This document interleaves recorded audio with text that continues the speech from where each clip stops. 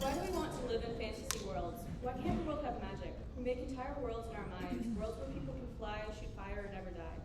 Worlds where finding a person to be completely open to takes only moments, where in our world it will take years. These worlds of wonder formed in our minds make the real world look as bland and dirty as soil. Why can't we have the flower of magic in that soil? The worlds on paper and on the screen have friendships that never end, love that is never tarnished. So why is it that when you try that in the real world, it feels almost empty? Because the other person feels they shouldn't show their full self.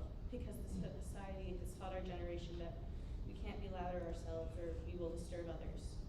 Who here has ever honestly heard a child of being themselves and thought, that child is disturbing me?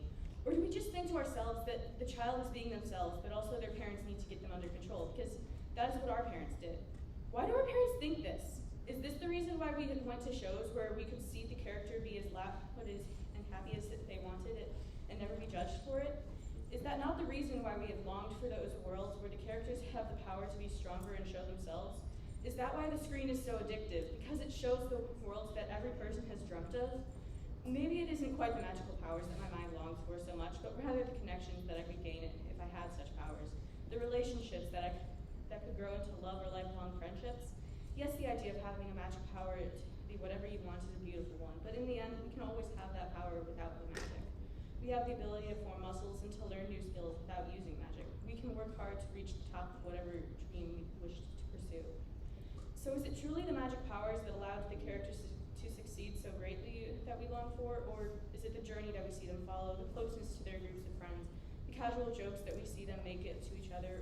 Is it the sweet characters that we slowly fall for, that we wish we could be with because we think there is no possible way for them to exist here in our world? Is it the people who have an impossible past that we want to comfort and support? Maybe it's the comfort we imagine we get from the other characters when we are hurting.